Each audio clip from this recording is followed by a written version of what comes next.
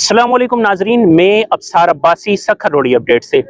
आज मैं मौजूद हूँ ओलपर फैक्ट्री रोड पर, जहाँ ओलपर फैक्ट्री के कुछ मुलाजमीन ने हमसे रब्ता किया और हमें ये कहा कि उन्हें इस रोड से आने जाने में भैंसों की वजह से निहायत तंगी का सामना है। तो आइए जानते हैं कि उनका क्या कहना है। जी सर, पहले अपना नाम बताएं और ये बताइएगा ज़रा कि आपको यहाँ पर क्या तकलीफ हो रही है। सर मसला ये है, अस्सलाम वालेकुम, मेरा नाम सज्जाद अली है जी। मैं ओलपर का ही मुलाजिम हूँ, फैक्ट्री में हमारी जॉब है यहाँ पे। हम डेली का हमारा यहाँ से आना जाना है इस रोड से। हमें इशू ये है कि यहाँ से जो भैंसें निकलती हैं ना, बहुत ही खतरनाक है। मतलब उनके पास कोई जो बंदे होते हैं धनार, वो उनके साथ होते नहीं है। ये अकेले भैंसें निकलती हैं, जानवर हैं ज़ाहिर है, ये फिर हिट करती हैं।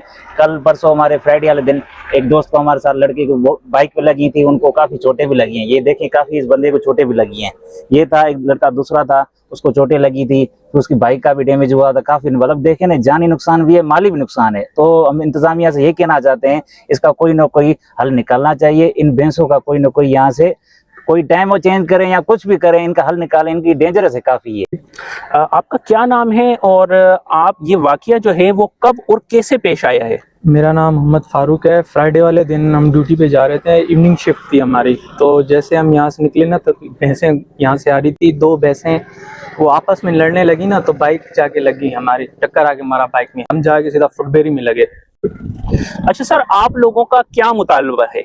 देखिए, बिल्कुल मुतालबा तो हमारा इंतज़ामिया से ये है कि जो है ना, इनके जो रास्ते हैं वो बंद कर दिए जाएं और इनके जो है ना रूट चेंज कर दिए जाएं। जो इनके गांव में या जो इनको ज़मीनें अलॉट की गई हैं, इनको वहाँ मुंतकिल कर दिया जाए।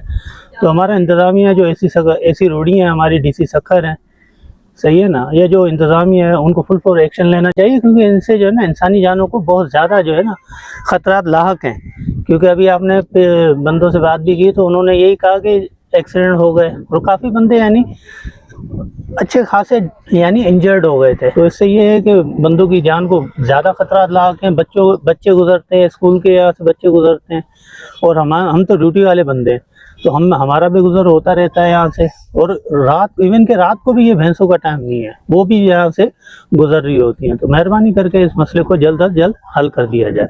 जी, तो ओलपर फैक्ट्री के तमाम मुलाजमीन का ये कहना है कि उन्हें भैंसों से बहुत ज्यादा तकलीफ है। वो जब भी उनका गुजर यहाँ से होता है, आए रोज कोई ना कोई हादसा पेश आता रहता है। उनके एक साथी, उनके एक कुलीग को जो है, साथ काम करने वाले को इस भैंस की वजह से एक्सीडेंट हो गया है और उन्हें चोट भी लग चुकी है। और इसके अलावा उनका ये कहना है कि ना सिर्फ हम, स्कूल आने वाले बच्चों को भी इन भैंसों से बहुत ज्यादा तकलीफ है।